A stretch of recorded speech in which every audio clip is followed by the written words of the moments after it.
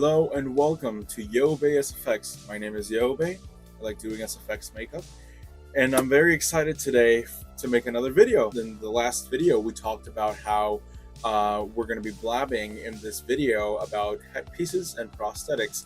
However, it's sort of a mix of two things. I'm going to be talking about headpieces and prosthetics, and at the same time, how to make a headpiece and a prosthetic.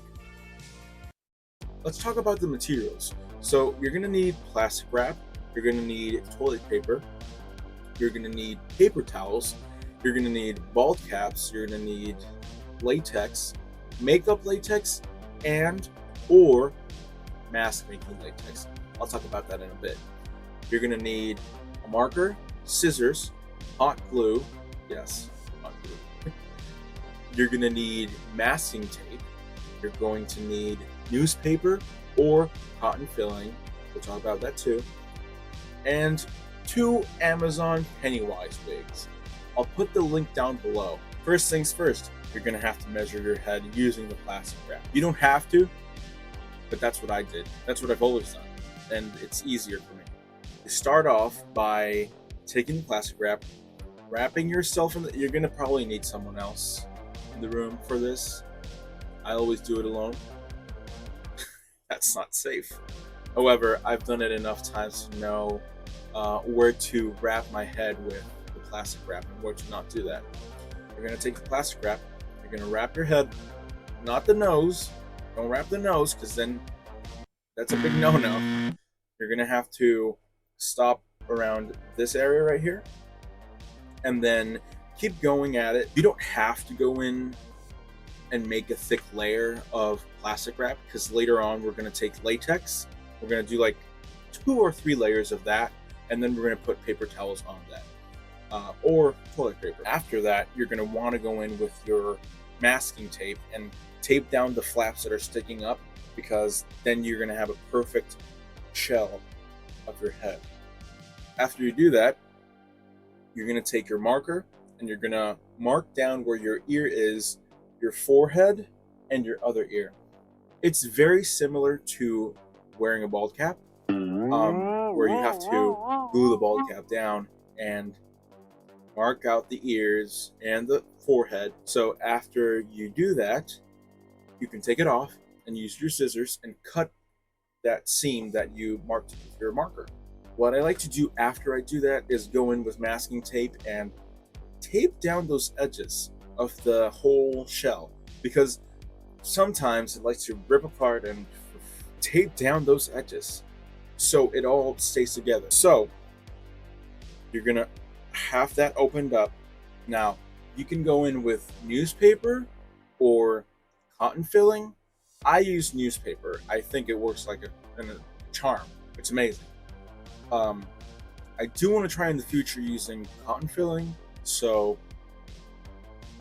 you can do either or. But I use newspaper, and then what I do is I crumble it up, I shape it into the shape I want it on top of that. So that's, you have the plastic wrap, and then you put the newspaper inside of it. And then you can go in with the rest of the plastic wrap and have that shape. It builds up a shape. And then, of course, you go in with your masking tape and tape it down. And then you're going to look like Megamind. So that's good. After they're taped down, we're going to start with latex. You're going to want to do a whole layer of latex around the whole thing. Layer or 2 of them. Now, the reason I said we're going to talk about latex and mask making latex is because you can buy normal latex, makeup latex. It's going to work fine. I have pictures of past headpieces I've done that look amazing with just that latex. However, I do find that with the mask making latex, it's better. You don't need to do like a couple of layers. You do 1 layer of that. It's amazing. It's like 3 layers in 1 when you use the masking latex. Just saying. I'll put the link down below on all the products, and you decide. But again, you can choose whether to use either or. So after you have those layers down with your normal or mask making latex, you're going to want to let that dry, of course. What I like to do after that is go in with the paper towels. I don't want to go right here and put some paper towel here. We're going to go in with toilet paper for that in a sec. But we're going to want to put some paper towels on the hard part of your head. So like probably like around here. And then lay that down and put some latex on top of that, just to create a harder shell than it already is. Something I didn't take a picture of is the Pennywise prosthetic, because I didn't have time to mold and then put some latex in there, then wait, then remove that, and then put it on. So I created this exaggerated looking thing with the sculpt that I made, and then I just went in with toilet paper on that, like put it on it, and then I brushed it off with some latex. I created a whole prosthetic. After you have all that beautiful latex, paper towel, toilet paper, newspaper, plastic wrap thing together, you have your shell.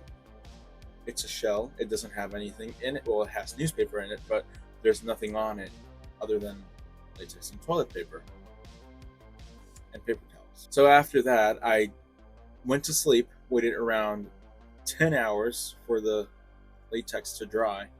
I woke back up and got right to work. I removed my prosthetic from the sculpt.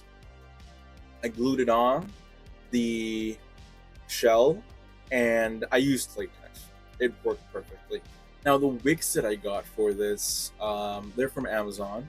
You can search up Pennywise Wig, or you don't have to use like one of those like cheap Pennywise wigs from Amazon. I do find the material that the wig has very easy to shape with, so you can get like just a normal wig, but I prefer the Amazon cheap wig because it's easy to shape with, and it makes the process easier. I know from experience because the two versions I've done of this prosthetic before, the first one, it wasn't even hair. It was like this furry, not fabric, a furry type of thing that it also feels like cotton candy. I don't know. Cotton candy? Cotton candy? And it was very easy to shape when I had it on the prosthetic. It looked okay, but I knew I could do better. So the second version of this, I bought a wig. Well, I bought like braided hair, and I glued it on using Gorilla spray glue. I do not recommend using Gorilla spray. I do recommend it if you're not going to use contacts, and if you're going to use gloves. It's easier too.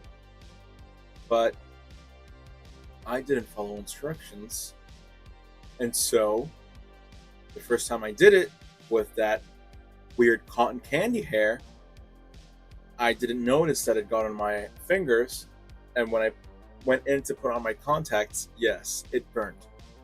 It was horrible. And that same night, I had the haunted hayride that I work at, and it was bad. I had to use yellow contacts. It worked. I think I have a picture. It worked. But you see why you don't want to use Gorilla Glue. And so the second method, which I just did with this one, I used a really hot glue gun. And it worked like a charm. It really did. And I find that instead of cutting the hair off of the wig, you know how it has a net?